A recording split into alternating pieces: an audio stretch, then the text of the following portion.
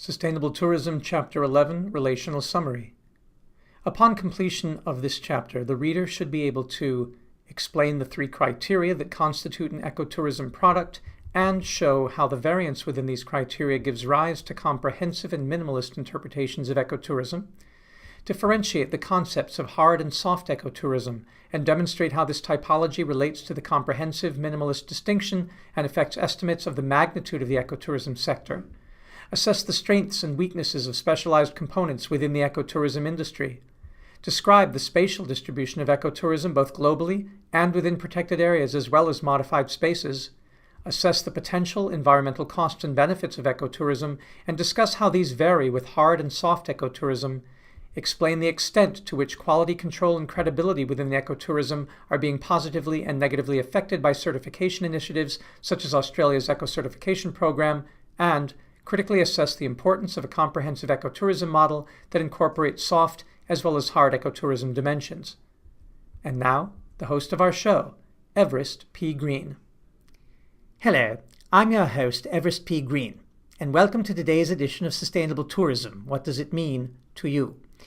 We have as our guest online today Professor T.H. Culhane from the Patel College of Sustainability and co-founding director of the NGO Solar Cities, which is introducing food waste to fuel and fertilizer biodigesters to the ecotourism industry. Welcome, Dr. Culhane. Thank you. It's great to be here. I understand that this week's chapter topic, Ecotourism, the conscience of sustainable tourism, is something you've been grappling with that has been weighing on your conscience for quite some time. Yes, well, I got my start in ecotourism activities as a 13-year-old attending Clown College in Venice, Florida. And that's when I fell in love with the coastal environment and became a passionate snorkeler. This turned into a lifelong passion for scuba diving when I got my PADI certification at the age of 15 and made the first of my several trips to Bermuda for my checkout dives. By 17, I was working as a volunteerist at the Forfar Field Station in a remote backstage part of Andros Island in the Bahamas, spending a month exploring tropical marine ecosystems and their association with tropical rainforest and mangrove communities, doing underwater photography, interacting with local Bahamian sponge fishing communities, and assisting scientists in doing biodiversity surveys. The net effect on me was that I became hooked on what Weaver describes as the three core areas of ecotourism. Number one, nature-based attractions, like the spectacular coral reefs at the tongue of the ocean in the Bahamas and the rainforest-fringed blue hole ecosystems where saltwater and freshwater meet in the center of the island. Number two, educational interactions with these attractions, which were achieved through the local experts in botany and marine ecosystems and the professors from the Florida Institute of Technology who awarded the 3 credits I earned from the experience. And three, management practices that make every reasonable effort to achieve environmentally and socioculturally sustainable outcomes, which in our case involved constant interaction with the local fishing population who were learning with us how to sustainably harvest the sponges that were part of their income, as well as local reef fish and land crabs and conch, which they sold to us and cooked for us. I think it's pronounced conch, not conch. Spelled conch, but it's conch, a bivalve, or at least a mollusk. Here's a picture. As a kid who had just finished his junior year in high school, I spent a lot of my time with the teenage boys from the community.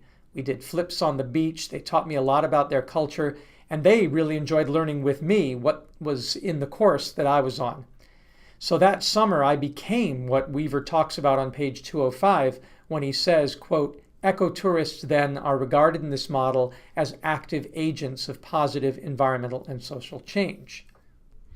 Yes, and you've talked in previous lectures about the long-term impact that it had on you and how you went on to make ecotourism activities an essential part of your education and your career. We've spoken of your tree planting activities and permaculture and renewable energy teaching and social and environmental justice activities around the world, from your time at the Eco Escuela in Guatemala and the favelas of Brazil, to your living in eco-villages in LA and Europe, to your treks in Nepal and activities in Africa and Indonesia and Egypt and Iraq and Palestine, participating in both comprehensive and minimalist ideal types of tourism, each with its different expectations and outcomes, and the parallel typologies of hard and soft ecotourism activities, which are based, of course, more on market and experience characteristics. It seems you've had a very broad approach to ecotourism. Yeah, well, I tend to take a bird's eye view of these things, and my lifetime of participation in these activities having the privilege, and it really is a privilege, to have seen so much of the world at so many levels, from five-star hotels and exclusive eco lodges like the Great Plains Conservation Lodges I stayed in Kenya and Botswana, to pup tents and snowy mountain passes in Nepal, and goat herders' huts in Kenya, and Bedouin tents in Israel and Palestine, in deserts. I learned that what we need is the postmodern lens of both and approaches, and to get away from the binary modernist impasses of the either or, black and white, you're either for us or against us, binary mentality that creates such conflicts. So as we talked about in the last chapter summary, we're much more nuanced today, replacing the blunt instrument of carrying capacity, for example, with the concept of limits to acceptable change, or LAC. So in my work, I seek ways to understand, evaluate, and promote both the hard and the soft side of the ecotourism spectrum that's shown in figure 11.1 of Weaver's book, and everything in between, believing that even though I'm certainly a die-hard ecotourist, that is, a die-hard hard ecotourist who goes all active and deep, spending much of my career focusing mainly on broad sector outcomes and embracing philosophies that are holistic and taking the elemental approach, working on enhancement or status quo sustainability, exploring global or local spatial scopes, etc. That's the Weaver definition. I believe that we can have sustainable mass tourism that takes a specialized or diversionary focus, accommodates large groups, does multi-purpose trips, shorter trips, leverages its economies of scale to bring about positive change.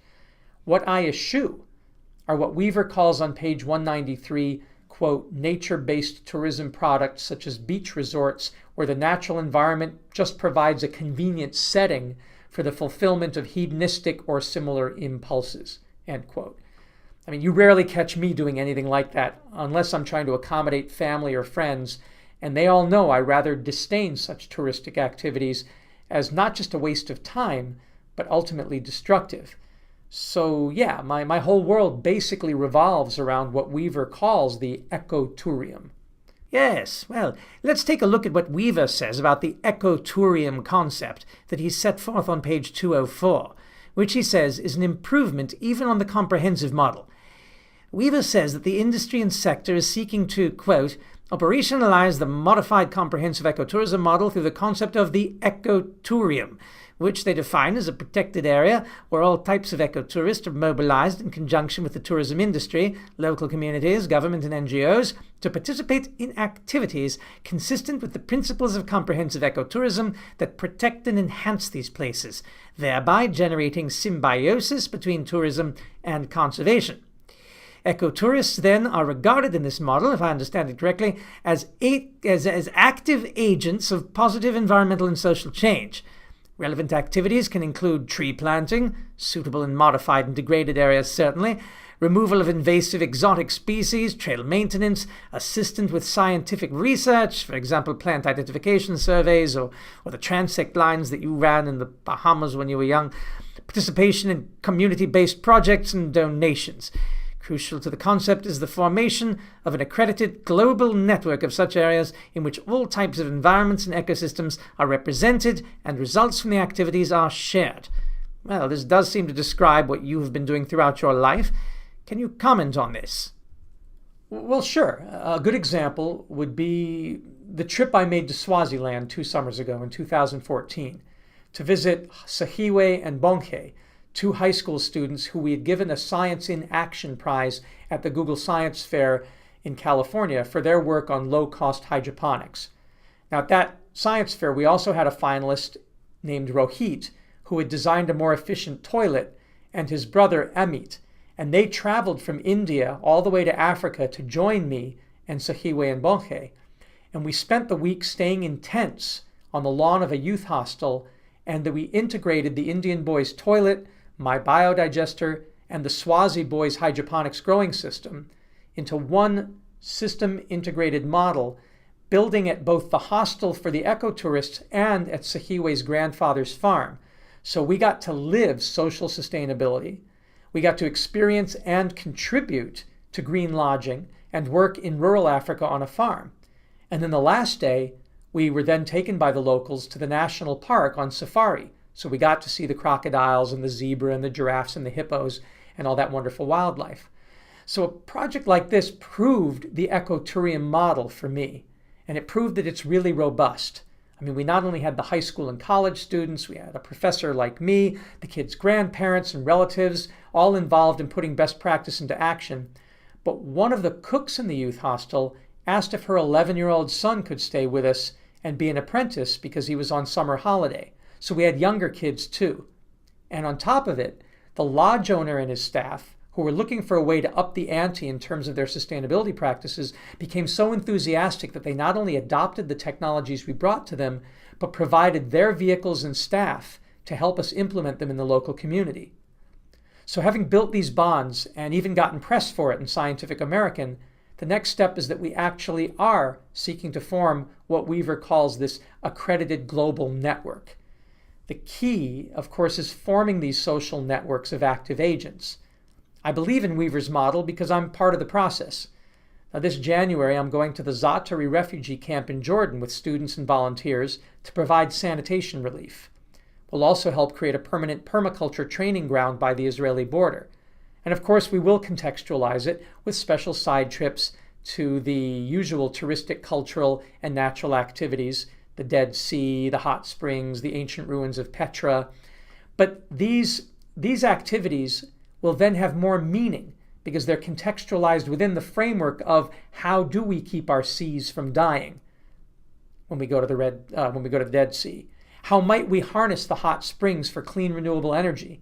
And most importantly, how do we keep our own civilization from collapsing and being devoured by the desert sands, as we see in Petra? Pretty heady stuff. Do we have any evidence that this sort of experience has more general appeal? And what makes you think these goals are even achievable? Well, none of us can tell right now if we won't end up simply doing too little too late. I mean, things are at a crucial point in human history. But I stay in the game because whether or not we save the world or not, it really is simply a whole lot more fun than hedonistic tourism. And I'm not the only person to feel that way. I mean, perhaps it's because I work with students from middle school through college and graduate school, but I think what we're seeing is a new, more engaged form of both education and activism through tourism. Weaver lays out the agenda on page 193 in section 11.2.2, where he says, and I quote, "Motivations of education and learning about the natural environment distinguish ecotourism from other nature-based tourism products, such as beach resorts, where, as we mentioned, the natural environment provides a convenient setting for the fulfillment of hedonistic or similar impulses." Now, we covered that earlier, and you know how I feel about that. But it reminds me of Francis Bacon's 1627 utopian novel, A New Atlantis, in which the author insisted that it was our educational systems that were making a mess of society. Yeah, blame school, by divorcing learning from civic duty and applied theory. Now, in Bacon's utopia in the Middle Ages, he has a resident of the New Atlantis explain to a tourist visiting the utopia from England that the mere experience of touring the city or going out in the countryside was in itself a meaningful education. Just by going about sightseeing in his utopia, you were guaranteed to learn philosophy, the arts, science, and math. And Weaver paints exactly such a picture of the emerging ecotourism. Weaver continues by saying, quote, "As with nature-based attractions, educational opportunities and experiences can be ranged along a continuum. At one pole, these attempts to foster deep understanding through interpretation that conveys complex messages and seeks to transform the attitudes and behavior of the audience along a more environmentalist-oriented trajectory, as he shows in section 10.4.2. And this model, which is evident in the whale-watching tours at Kaikoura, New Zealand that he mentions, aligns with the holistic approach to nature-based attractions described above. At the other pole, he says, shallow understanding is conveyed through relatively simple and basic messages that focus on charismatic megafauna. In either case, and this is the point, ecotourism product managers should provide appropriate interpretation or at least maintain conditions, that is, peacefulness, non-interference, that allow ecotourists to pursue a more self-directed or contemplative path of learning, end quote. So what we are seeing emerging is this world in which the mere creation of that Baconian New Atlantis and the tourist destination may be enough to ignite in both the tourist, the tour operator, and the local backstage community what Bacon thought of as a natural human tendency toward good citizenship. I mean, think of it. A touristic environment of peacefulness and non-interference, bringing out the best in human nature, allowing contemplation to take place that many of us believe can lead to self-directed good outcomes. That's the key, which we explored last chapter when we talked about not being heavy-handed about messaging. The act of going into the world can be the first act in the theater of healing. Well, that is fairly utopian, isn't it? It requires a deep belief, I suppose, in the biophilia hypothesis of Harvard sociobiologist E.O. Wilson and the principles of environmental psychology, I suppose, doesn't it? Flies in the face, though, of Judeo-Christian notions of original sin or the Hobbesian view of human life being nasty, brutish, and short. It seems to take us right back to the debate between Hobbes and Locke and Jean-Jacques Rousseau, his social contract, and the ideas about noble savages and all that, doesn't it? Do you really think ecotourism offers insights into all this? Well, we do have an opportunity for some controlled experiments here, which we didn't have in the preceding centuries. All we have to do is control for a random sample of tourists, some engaging in normal hedonistic touristic activities, and some in ecotourism, and see what the outcomes are and subject them to statistical analysis. I mean, look, the idea that meaningful activity makes a difference in people's lives is now enshrined in the Holocaust survivor psychologist Viktor Frankl's classic Man's Search for Meaning. And the idea that tourist destinations can have curative effects is what motivated Frederick Law Olmsted to create the completely artificial urban wilderness that we now call Central Park in New York. Evaluating the impact of the growing ecotourism sector shouldn't be so difficult, especially if it becomes mass ecotourism when we have the numbers for statistical analysis. And we can use not just stated preference surveys, but revealed preference surveys to see what impact it's having. And let's remember how Weaver defines ecotourism. He says on page 193, ecotourism is the only high-profile tourism sector where environmentally and socioeconomically sustainable practices, or at least the credible attempt to engage in such practices, are widely regarded as a prerequisite. It's because of this explicit accountability and the issues of credibility it raises that ecotourism is referred to in the title of this chapter as the conscience of sustainable tourism. The reference to credible attempts is from Weaver 2001, who regards as unrealistic any definition that requires the ecotourism product to be sustainable, given the challenges and issues of sustainability discussed in Chapter 2. These render it effectively impossible to say that any particular ecotourism product or destination is, without doubt, sustainable, especially if these products and destinations involve high-order protected areas or similar venues that merit a strong approach to sustainability. Rather, the litmus test of ecotourism, according to Weaver, is the application of best practice strategies to attain optimal sustainability outcomes and the timely remediation of any inadvertent negative impacts that become apparent to management. See section 11.6. Now, as with other sectors, the engagement with sustainability within ecotourism can range from a basic model that focuses on sustaining the on-site direct impact status quo to a deeper approach that focuses on the enhancement of the site and its surroundings, potentially at a global level, while also taking into account the amelioration of direct impacts and the effects of external forces and systems, as shown in Figure 2.1. End quote. Well, yes, and you seem to be a big believer in the remediation and enhancement ideas that Weaver talks about, aren't you?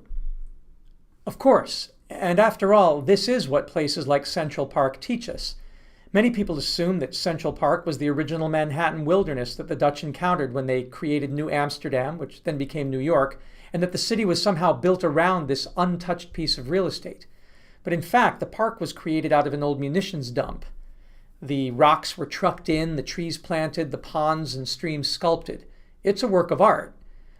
Having worked for 4 years in the horticulture department of the Los Angeles Zoo and having participated in educational and interpretive ethnobotanical projects in ecotourism areas of Guatemala and Belize and Costa Rica, I know the kind of rehabilitation and enhancement and restorative magic that we humans can participate in with nature once we understand the regenerative processes.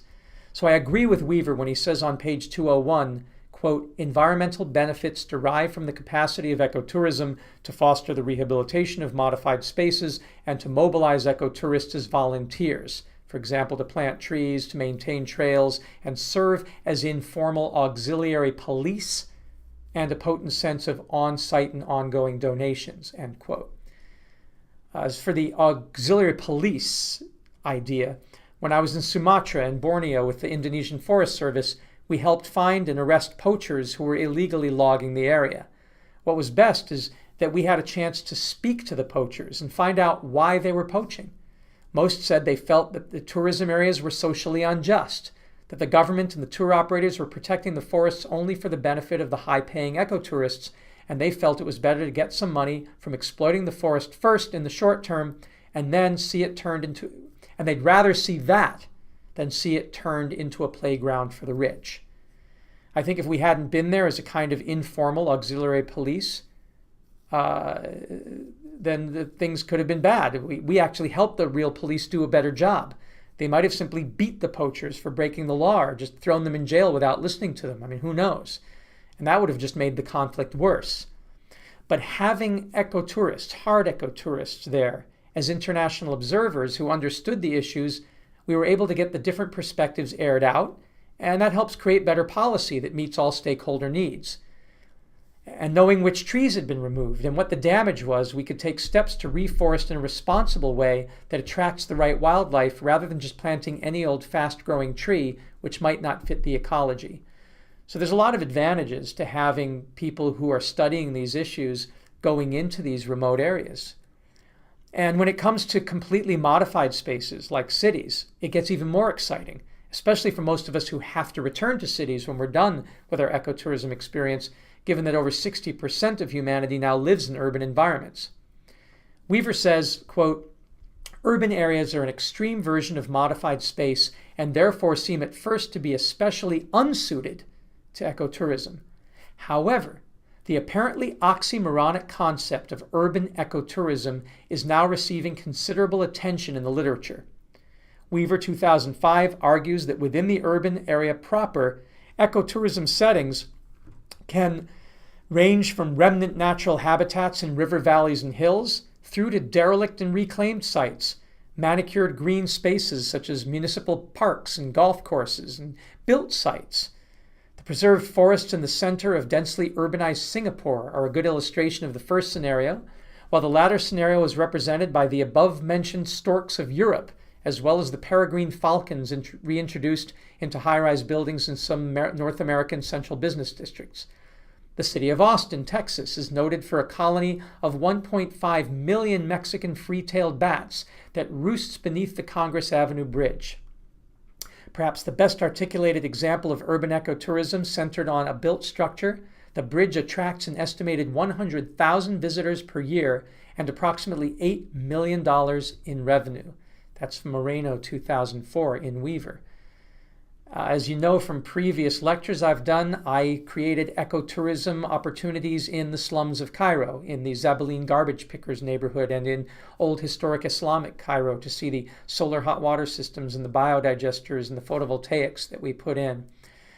So as an urban planner, this particularly excites me because I can't for the life of me see why, if we finally accept that human beings are animals that evolved with our environments, and start seeing ourselves as completely natural, why we can't focus on making our built environments as healthy and sustainable as that of any other organism that has achieved a balance with its ecosystem. I mean, after all, we don't consider beehives, anthills, beaver dams, or deer hollows unnatural or unsustainable. It's all about the balance. Weaver excites our imagination when he says on page 200, quote, in addition to being conducive to an elemental approach to ecotourism attractions, modified spaces offer excellent opportunities for deep learning and sophisticated interpretation because of the complex landscape influences and effects that they feature. The juxtaposition of remnant natural habitat with intensive arable land, for example, can be used to illustrate concepts such as edge and oasis effect, while succession can be featured in areas where rehabilitation is being undertaken." End quote. So this is the sort of embedded learning that would have pleased Francis Bacon in the New Atlantis very much. Weaver continues, quote, "With regard to the third core criterion of sustainability, modified spaces have the advantage of having a high carrying capacity compared to relatively undisturbed natural venues, thereby meriting a weaker approach to sustainability. Ecotourism is therefore not only less likely to generate serious negative environmental impacts, but may serve as an effective agent of enhancement sustainability because of the opportunities for rehabilitation. From the perspective of sociocultural sustainability, modified spaces are more accessible to the masses, and hence avoid the problem of elitism that characterizes the visitation of hard ecotourists to remote wilderness locations." So that addresses some of the issues we saw in Sumatra. And when it comes to the truly threatened areas that simply can't maintain their balance with too much human occupation or the wrong type of human occupation, ecotourism provides some answers. Yes, as Weaver reminds us, ecotourism does create a dilemma by concentrating ecotourism and its potentially negative impacts in a shrinking amount of vulnerable space with the highest conservation value that is the least capable of withstanding these impacts. That's a quote. But the comprehensive model seems to take that into account, with Weaver concluding, quote, "The comprehensive approach must be applied to both hard and soft ecotourism," and he has a figure 11.2 that talks about it, "since it is allegedly the latter, soft ecotourism, that produces the economies of scale necessary to operationalize the incentive and funding effects described in section 11.6.1, end quote.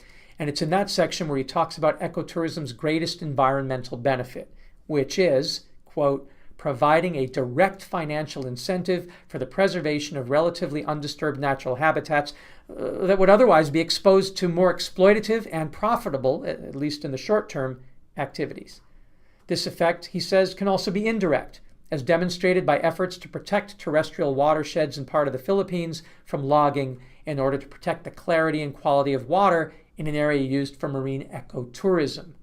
There was a study done by Sherman and Dixon in 1991 on that. And then Weaver says, ecotourism revenues, additionally, are a critical source of the funding required to undertake basic protected area management, as well as things like park system expansion and enhancement. He reminds us that, quote, "through such accommodation, the model embraces all the opportunity classes of the recreation opportunity spectrum," remember the ROS, "as well as both weak and strong approaches to sustainability, depending on the setting. And in this way, the model in theory has a universal application that embraces ecotourism, both as locally focused alternative tourism, as well as corporation-focused mass tourism." So essentially, you're not opposed to corporate mass tourism? I mean, for ecotourism to be the conscience of sustainable tourism, can we really allow corporations, which have been described as simply negative externality machines, to be involved? What's your final statement about that? I think if we've learned anything from our journey into the topic of sustainable tourism, it's that what we're all trying to do is to figure out how to live on the planet without hurting ourselves or others. And we have all the tools we need. We're now in the implementation phase and the awareness building phase.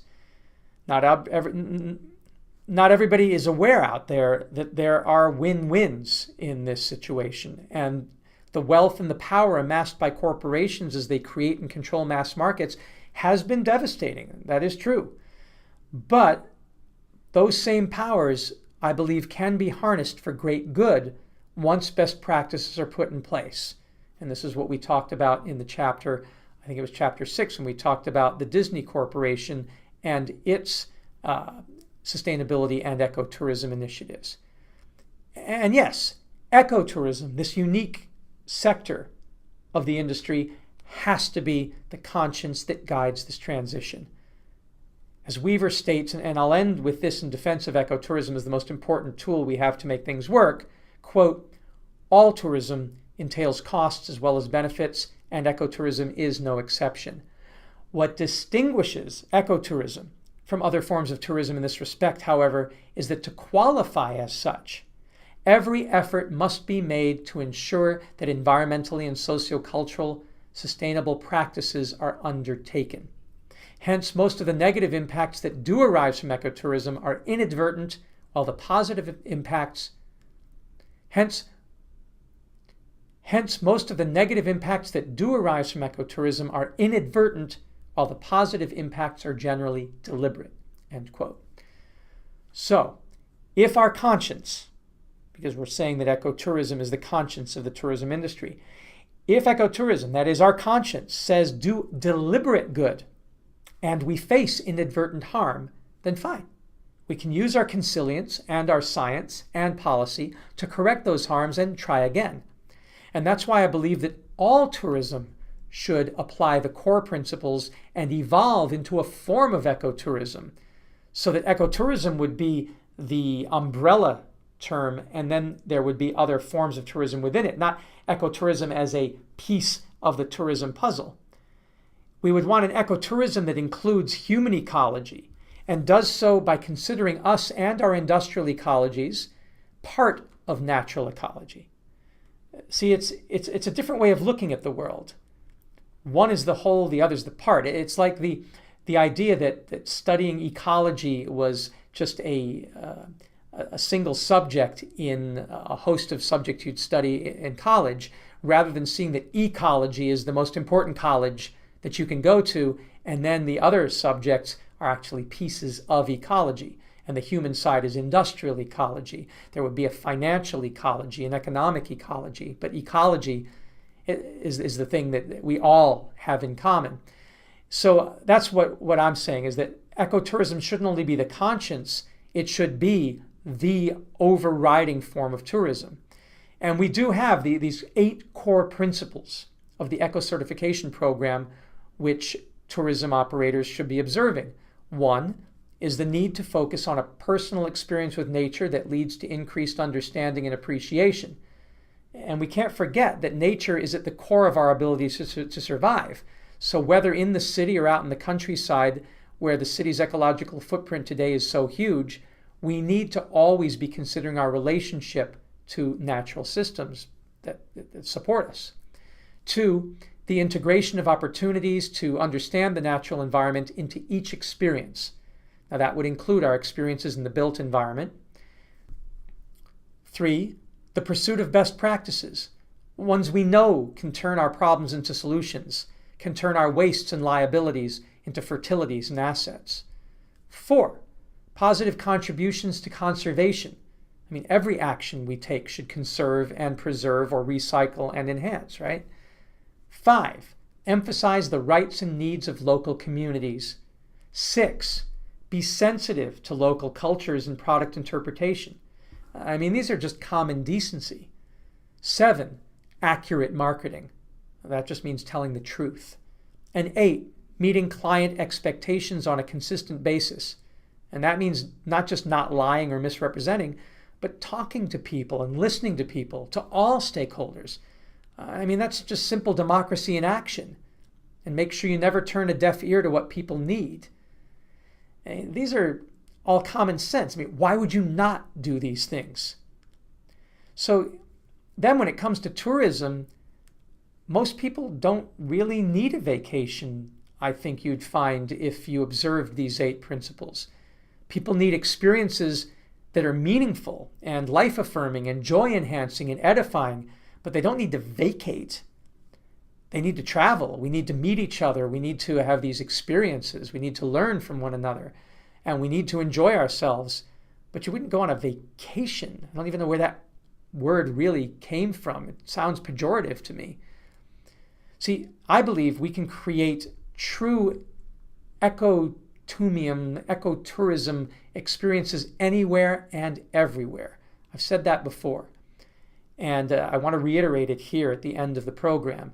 I think we should apply the array of core and advanced indicators to all tourism sectors.